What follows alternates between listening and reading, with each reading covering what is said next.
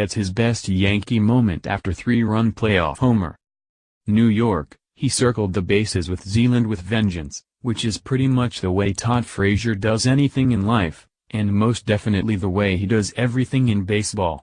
But here, on this Yankee Stadium night thick with playoff noise and heavy with playoff repercussion, Frazier was pounding the Yankee Stadium infield with even more intensity than usual. That's what happens when you hit your first career postseason home run, when you give your team a much-needed lead in a game you just know you have to win, when you propel an already heady New York journey into a whole new stratosphere, when you continue to add more ridiculous chapters to a charmed baseball story. That was Frazier owning his best Bronx moment to date Monday night, flicking his beefy arms into a Charlie Morton fastball just enough to deposit the ball over the right field wall, a 3-run shot in the second inning that was all the Yankees would need in an 8-1 win. That the Yanks are back to breathing in this American League Championship Series against the Astros, down 2-1 now after getting swept in Houston, wasn't done on Frazier's work alone. Not with a masterful pitching performance by veteran CC Sabathia or some long-awaited heroics from rookie Aaron Judge, who boosted his 3-run homer with some eye-popping defense, including a wall-slamming catch in right field. But the evening's magic was most definitely dusted by the bat of Frazier, whose Jersey boy-turned-Yankee hero story has all the makings of a Hollywood script. Who hasn't heard the details of the Little League World Series champion who took his Jersey Shore attitude straight through a record-setting Rutgers career, who won an All-Star Home Run Derby crown across Major League stops in Cincinnati and Chicago, and who finally returned to the one Major League stadium within an hour's drive of the Toms River borders he still calls home. Since joining the Yankees via late July trade, Frazier has been in the middle of everything. From early buzz for his custom-made Todd Father t-shirts giving way to his now ubiquitous thumbs-down garb, from his genuine, stand-up concern for the young girl hit in the stands by his foul ball to the similarly, genuine stand-up leadership profile he's assumed in his new clubhouse. With an infectious personality and a grinder's soul, Frazier has become a central figure in this Yankee surge. A man found as often on the top step of the dugout exhorting his teammates as he is by someone else's locker checking in on their day. The 31-year-old wears his joy on his birthmarked, sun-wrinkled face, and the boyish appreciation that fuels it has never run deeper than in this, the deepest postseason run of his 7-year Major League career. He brings energy, he brings an excitement to play the game every day. Manager Joe Girardi was saying when the first pitch of this crucial Game 3 was still a few hours away. He's always cheering for his teammates in a way that you really feel that this guy believes in you and helps you get it done. He's a leader in the clubhouse, I think.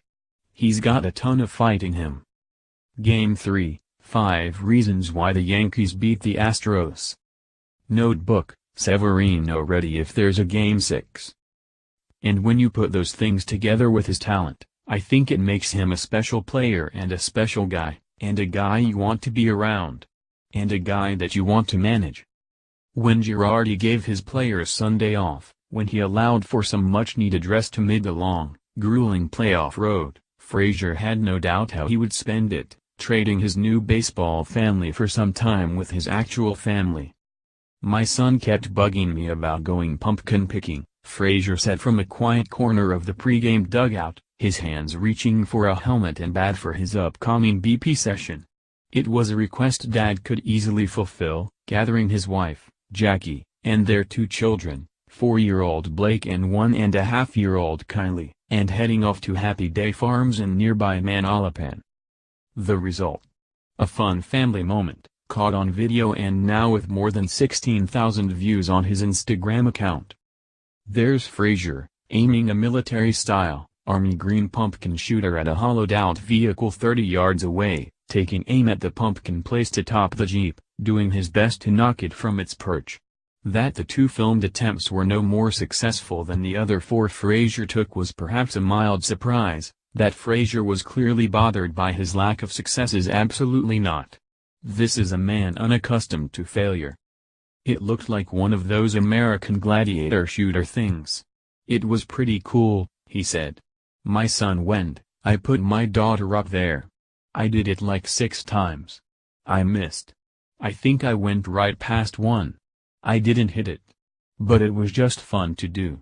Yeah, it does still bother me. But guess what? It was just fun to be out there. It's been fun being here.